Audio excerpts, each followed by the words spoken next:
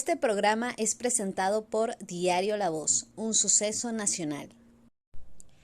El Espectador de Caracas. 800 Noticias. Style Shop, tu mejor opción en marca y accesorios. Hola, bienvenidos a Conversando con Emilio. Hoy hemos querido hacer un programa especial. Hemos estado hablando de política durante todo el año, venían las elecciones a gobernadores, ya pasaron las elecciones de gobernadores y está como que trillado ese tema político. Pero hay un nuevo tema que surge, que es el tema del referéndum revocatorio.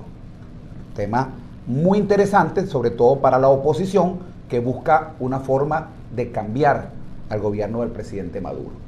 Voy a hacer un análisis, hoy conversando conmigo mismo, voy a hacer un análisis de ese referéndum revocatorio para que todos tengan claridad. ¿Es posible que se efectúe? ¿Cuáles son los requisitos? ¿Hay unidad en la oposición para lograr ese referéndum revocatorio? Vamos entonces conversando con Emilio. Una cantidad importante de venezolanos quieren un cambio de gobierno y una de las alternativas que se presenta el año que viene para un posible cambio es la activación de un referéndum revocatorio o la posible activación de un referéndum revocatorio. Para hablar de eso, hemos querido hacer un programa explicativo con el fin de aclarar algunas dudas que pudieran surgir luego de este nuevo intento que se le presenta a la oposición venezolana para generar un cambio de gobierno, para generar quizás un gobierno más democrático, que genere otras alternativas económicas, en fin. Pero en primer lugar, por supuesto, tenemos que saber qué es un referéndum revocatorio. Para eso nos vamos al artículo 72, voy a hacer muy breve y conciso en lo que dice ese artículo, para no hacer de este un programa tedioso. El artículo 72 de nuestra Constitución dice, en términos generales, repito, pues estoy abreviando, que todos los cargos de elección popular son revocables transcurrida la mitad del periodo para el cual fue elegido el determinado funcionario. Luego dice, un número no menor del 20%, y después voy a analizar esto número a número para que ustedes vean cuáles son las posibilidades ciertas de activar un referéndum revocatorio. Entonces dice que un número no menor del 20% de electores, como primer paso, pueden solicitar la convocatoria de un referéndum. Recuérdense aquel famoso firmazo que se hizo para convocar a aquel referéndum que en una vez participamos. Bueno, 20% de los electores. Después dice, cuando igual o mayor número de electores que eligieron al funcionario, y repito, ya vamos a ver esos números, hubieran votado a favor de la revocatoria, le será revocado su mandato. Siempre, y esto es otro nuevo número, siempre que haya concurrido al referéndum un número igual o superior al 25%. Si eso ocurre, se procederá de inmediato a cubrir con la falta absoluta conforme a lo dispuesto en la Constitución. Entonces, bien, vamos a esmechar esto, vamos a analizarlo con calma. Maduro fue elegido en el periodo 2019-2025. Quiere decir que él cumple la mitad de su mandato en el 2022. Recuerden que fue electo, y aquí vienen las interpretaciones, pero en cualquiera de los casos, las interpretaciones y las trampas y las alcabalas que se ponen para que este tipo de instrumentos o de herramientas se ejecuten. Entonces, él fue electo el 20 de mayo del 2018, pero tomó posesión el 10 de enero del 2019. O sea que si se toman cualquiera de las dos fechas, la mitad de su mandato pues la habrá cumplido, y entonces una vez cumplida esa mitad de su mandato se puede generar un referéndum revocatorio, valga decir en el 2022. Hago toda esta aclaratoria porque he visto muchos analistas hablando de fechas específicas, que en marzo, que tal, y yo creo que eso no está tan claro así. La Constitución te habla de una vez cumplida la mitad del mandato, y ahí pues que no da una fecha específica, no dice 30 días después de haber cumplido la mitad de su mandato, no dice nada específico como eso. Entonces, lo que sí tenemos claro es que es en el 2022. Luego, un número no menor del 20% de electores pueden solicitar la convocatoria. Según el registro, el último registro que tenemos, que fue el registro de las elecciones a gobernadores, ¿verdad?, que fueron recientemente, estaban convocados a participar 21.159.000 21.846. Vamos a empezar a redondear para no confundirnos con estos números. 21 millones de electores estaban inscritos. Eso quiere decir que 4 millones, específicamente 4.232.000, tienen que solicitar la convocatoria del referendo. Esa solicitud pues no está clara porque el nuevo CNE tiene que determinar cómo se hace esa solicitud, si es a través de un firmazo y todo esto, pero fíjense que esto no está fácil. 4.232.000 personas tendrían que solicitar el referéndum revocatorio. Y por supuesto tienen que ser muchas más, porque ya hemos vivido cómo anulan planillas, cómo anulan firmas. Entonces, bueno, ahí tienen que meterle por lo menos 500.000 más para que no te hagan pues las situaciones que hicieron en las pasadas referéndums revocatorios, donde se anulaban planillas completas. Por una firma mala, te anulaban una planilla completa que tenía 25 o 50 firmas, algo que no debe cambiar en esta convocatoria. Entonces 4.200.000 pueden solicitar. Cuando igual número o mayor de electores que eligieron a funcionarios hubiesen votado a favor de la revocatoria, le será revocado su mandato. ¿Cuántas personas votaron por Nicolás Maduro? Según el CNE, 6.190.612 electores. ¿Qué quiere decir esto?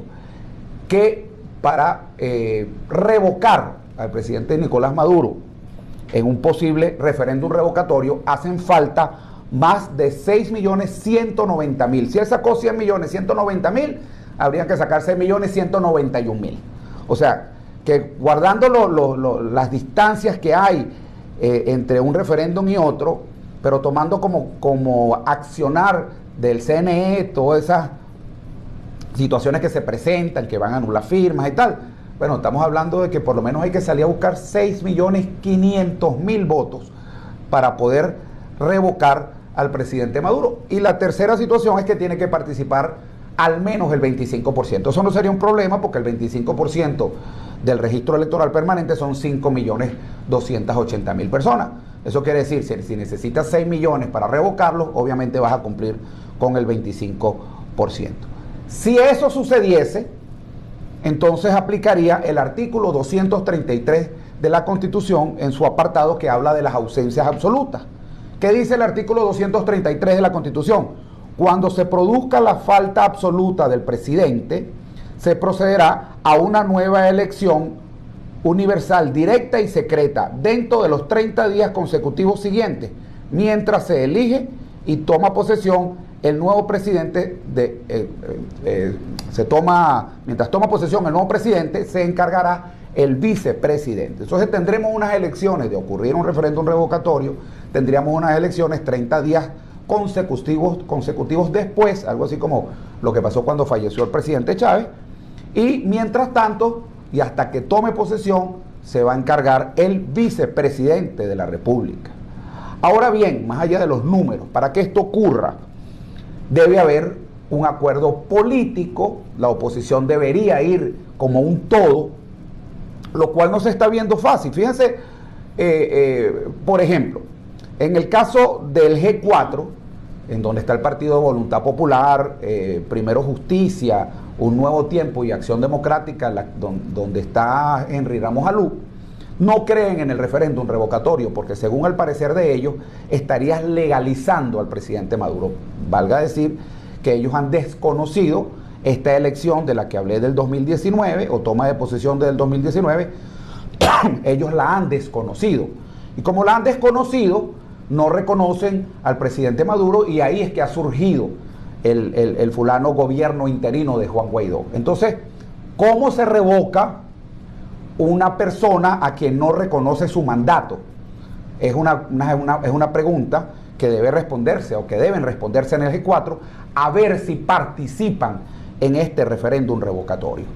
Por otro lado, tienes la Alianza Democrática, donde están los partidos judicializados, llamados alacranes por muchas personas de la oposición, pero estos alacranes tienen 1.300.000 votos, sacaron ahorita en las elecciones a gobernadores, 1.300.000 votos que no son para nada desestimables cuando estás buscando más de 6 millones de votos para revocar al presidente Maduro. Y luego, por supuesto, tienes partidos como Fuerza Vecinal, que sacó 400.000 votos también a nivel más de 400.000 votos, solo en Miranda 350.000 votos. Y todos esos partidos, aparte de partidos como el MAS, que no forman parte de ninguna de esas alianzas, bueno, que en su sumatoria pudieran generar algo interesante, pero se tienen que poner de acuerdo, cosa que no han hecho ni siquiera si tomamos como por ejemplo las elecciones que se van a repetir en Barinas. Fíjate que las elecciones de Barinas muestran algo bien interesante, porque no solamente te dicen cuál va a ser fíjense cuál es el accionar del gobierno para no perder la cuna donde nació Chávez, la cuna del chavismo, Barinas. Bueno, en primer lugar, aceptaron el presidente Maduro, para rebobinar y irnos al principio de todo este cuento, el presidente Maduro le dio un indulto a través de un decreto a Freddy Superlano y otros 20 y tantos miembros de la oposición, entre ellos Tomás Guanipa. Y ahorita voy a decir por qué menciono a Tomás Guanipa. Freddy Superlano, a través de ese decreto presidencial que fue leído, creo que en cadena nacional, y si no fue en cadena nacional fue por una gran cantidad de canales, fue leído por el propio presidente de la Asamblea Nacional, Jorge Rodríguez. Le dan un indulto presidencial y a través de ese indulto, él participa y el CNE acepta su participación en las elecciones a gobernadores de Barinas. Gana las elecciones Freddy Superlano por un estrechísimo margen de 130 y tantos votos. Y el TSJ dice que Freddy Superlano estaba inhabilitado. Y en consecuencia, como estaba inhabilitado, esas elecciones son ilegales, porque se generó fraudulentamente, según lo dice el TSJ, una opción al electorado que estaba inhabilitada. Pero es que resulta que entonces inhabilitan después de las elecciones, después que las pierde. Pues yo quisiera ver qué hubiera pasado si las hubiera ganado su contendor del PSUV, Argenis Chávez, que hermano del presidente Chávez. Entonces las inhabilitan, las suspenden, las declaran nulas y generan un nuevo llamado a elecciones que se va a cumplir en enero.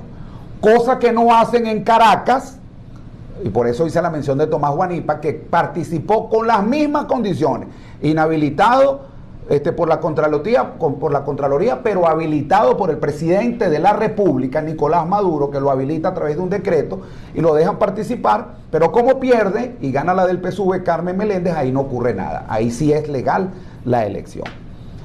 Entonces, visto esto y visto esas triquiñuelas que desde el gobierno se generan para ganar elecciones, entonces la oposición va a participar nuevamente en las elecciones de Barinas.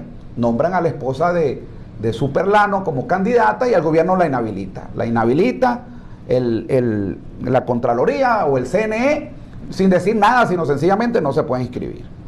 Después, fíjate todo lo que está. ¿Por qué hago mención de todo esto? Bueno, porque precisamente estamos comparando lo que está haciendo el gobierno en Barinas y lo que pudiera hacer para que no se haga un referéndum revocatorio.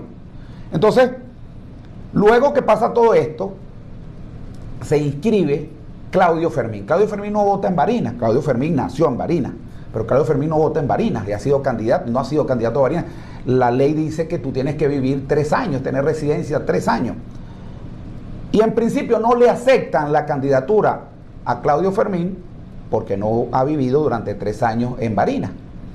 Pero es que entonces el gobierno, a través de una mención que hizo el presidente Maduro, declara que Jorge Arriaza, que está inscrito, usted mete la cédula de Jorge Arriaza en el CNE y le aparece votando en Caracas, que está inscrito para votar y que tampoco vota en Barinas, pero esa sí la aceptan, porque esa es del PSUV, esa sí la aceptan para que participe y sea el candidato del PSUV en Barinas, Jorge Arriaza, que vota en Caracas. Entonces, bueno, lo cambiarán y votará entonces ahora en Barinas.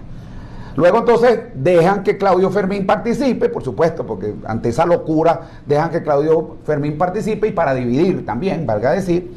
Y entonces, bueno, al final se generan, hay 6 candidaturas, 6 candidatos, hay 30 partidos que están postulando 6 candidatos. Y quiero aclarar eso porque he visto muchas noticias diciendo que hay 30 candidatos en Barinas. No hay 30 candidatos en Barinas, hay 30 postulaciones en Barinas que recaen sobre 6 candidatos.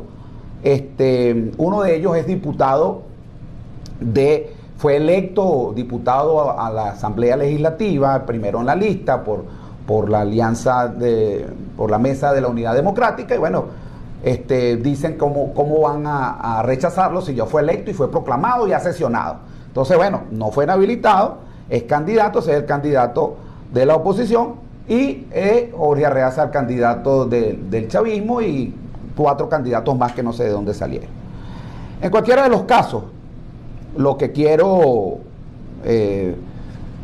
mencionar con todo este cuento de Barinas es todo lo que tiene que hacer la oposición para ir a un referéndum revocatorio, para poder activar un referéndum revocatorio, con una oposición que sigue pensando en parcelas, con una oposición que sigue pensando que desde Madrid o desde Bogotá se pueden distribuir espacios a nivel nacional. Este para ti, Barinas para mí, como ganó Superlano, entonces bueno, tiene que ser la esposa porque es una cuota de voluntad popular. Entonces, bueno, todas esas vueltas que se le han buscado en vez de haber hecho una elección primaria y escoger un dirigente de oposición del Estado con arraigo, porque la gente en Barinas definitivamente le está pasando factura al chavismo.